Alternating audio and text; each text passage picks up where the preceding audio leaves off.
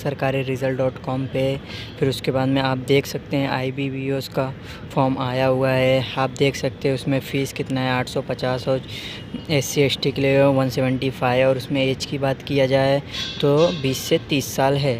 Bank of India, bank of Maharashtra, Canara bank, इसमें सब देखो आपको पोस्ट की जानकारी दी हुई है। आप आसानी से चेक कर सकते हैं कौन से बैंक में कितना दिया हुआ है। जैसे कि फिर उसके बाद में आप सीधा क्लिक ऑनलाइन पे खुलते हैं तो इस तरह का इंटरफेस आपको देखने को मिल जाएगा। सबसे पहले जो पीला कलर का click here for new registration पे क्लिक करना है। फिर उसके बाद में आपको कैप्चा कोड डाल के सबमिट करना है। फिर आप चलते हैं, हम क्लिक करते हैं क्लिक फॉर न्यू रजिस्ट्रेशन पे। फिर उसके बाद में आप क्लिक करने के बाद में आपको इंटरफेस कुछ ऐसा दिख जाएगा। सबसे पहले आपको अपना नाम डालना है। फिर उसके बाद में आप नाम डालने के बाद में सबमिट करना है। फिर उसके बाद में मोबाइल नंबर डालना है।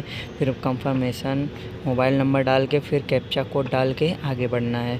फिर जैसे कि हम यहाँ सब भर देते हैं। फिर उसके बाद में आगे बढ़ते हैं। फिर आगे बढ़ने के बाद में आपको फ़ोटो लगाना है। फिर फ़ोटो लगाने के बाद में सिग्नेचर लगाना है। फिर ऊपर आप देख सकते हैं रजिस्ट्रेशन कंप्लीट होने के बाद में नीचे देखो ब्राउज़र में जाके आप फ़ोटो या सिग्नेचर लगा सकते हैं। फिर सबसे पहले हम जाते हैं फ़ोटो लगाते हैं। फिर जैसे कि फ़ोटो देखो इस तरह से आ जाएगा। फिर उसके नीचे आपको सिग्नेचर डालना है। फिर सिग्नेचर डालने के बाद में आपको फ़ोटो रिसाइज़ छोटा बड़ा करने का ऑप्शन हम आपको बाद में बता देंगे। फिर उसके बाद में लगाने के बाद में आपको सीधा सेकंड पेज पे आ जाएंगे। फिर उसके बाद में आप अगर हैं तो एस कीजिए, नहीं है तो नो कीजिए। फिर उसके बाद में हिंदू है तो हिंदू, मुस्लिम है तो मुस्लिम चूज़ करके आगे बढ़ना है। फिर उसके बाद में आप चेक कर सकते हैं कि मतलब आप कहीं जॉब किए हुए हैं तो एस कीजिए, नहीं किए हैं तो नो कीजिए। जैसे कि एस करेंगे तो ऐसा किस में किए हो किस में नहीं हो सब देखो ऑप्शन आपको सिलेक्ट का आता है। सीधा आप नो करके आप आगे बढ़ सकते हैं। अगर किए हो तो एस करना, फिर उसको सेलेक्ट करना पड़ेगा। अगर नहीं किए हो तो सीधा नो करके आप आगे बढ़ सकते हो।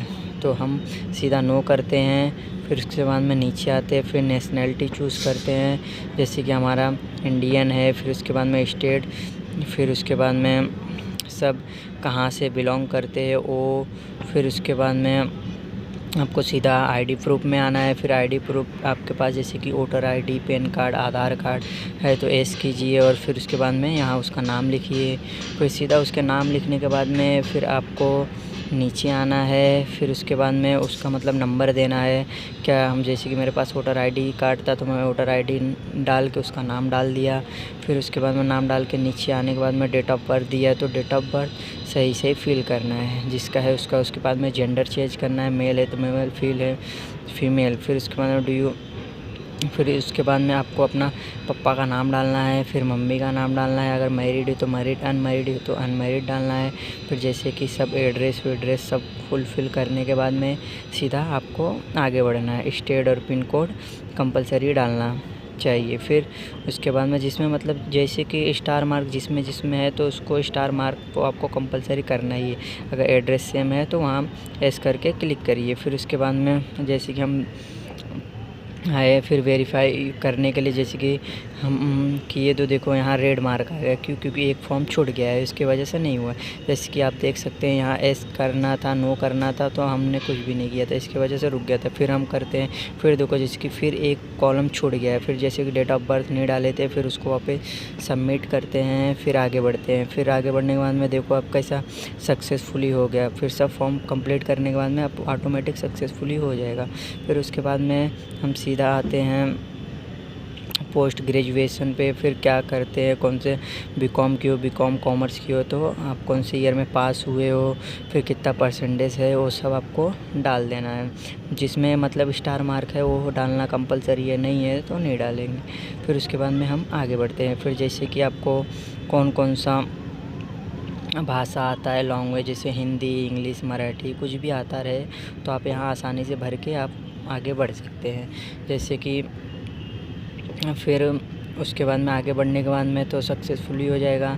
फिर आप पैराग्राफ थर्ड पे आ जाएंगे। फिर जैसे कि आपको कौन कौन से बैंक में जॉब के लिए अप्लाई करना है, आप चाहे तो सब पूरा दे सकते हैं। अगर आपको देखो, आपको हम स्टार्टिंग वीडियो में ही बताए थे कौन से बैंक में कितना जॉब अवेलेबल है, सब यहाँ पे शो कर रहा है। तो आपको जो अच्छा लगे या तो सब सेलेक्ट करो या तो 1-2 सेलेक्ट करो, आपके कैटेगरी के मतलब जो आपको अच्छा लगे उसके ऊपर है। फिर आप आगे बढ़ना, फिर आगे बढ़ते हैं। फिर आगे बढ़ने के बाद में सेव है नेक्स्ट पे क्लिक करते हैं। फिर आप देख सकते हैं जो आप भाषा का चयन किए वो आ गया है। फिर उसके बाद में आप एग्री पे क्लिक करके फिर सेकंड वाले पे भी क्लिक करके आगे बढ़ते हैं। ज़रूरी नहीं थर्ड ऑप्शन पे आप क्लिक नहीं करना है। अगर आप जैसे कि आप हो मतलब लायक तो कर सकते हो, नहीं तो सीधा आगे बढ़ना है।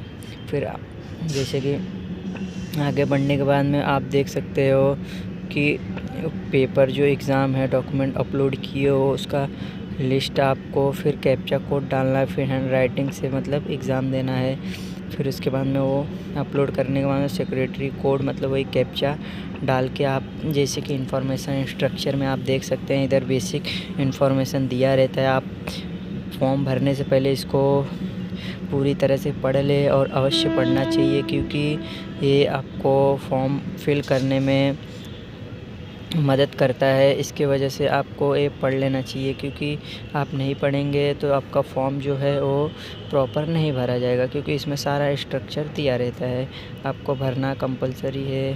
फिर उसके बाद में आप डायरेक्ट फॉर्म पे चलते हैं। फिर उसके बाद में एक कैप्चा कोड डालते हैं। फिर उसके बाद आपको बैंक का जो मतलब है वो डालना है, मतलब कितना फ़ीस है 850 है, आपको वो डालना है। फिर सिक्योरिटी कोड डाल के आपको कैसा पे करना है। डेबिट कार्ड, जैसे कि मेरे पास डेबिट कार्ड है तो मैं डेबिट कार्ड चूज़ करूँगा।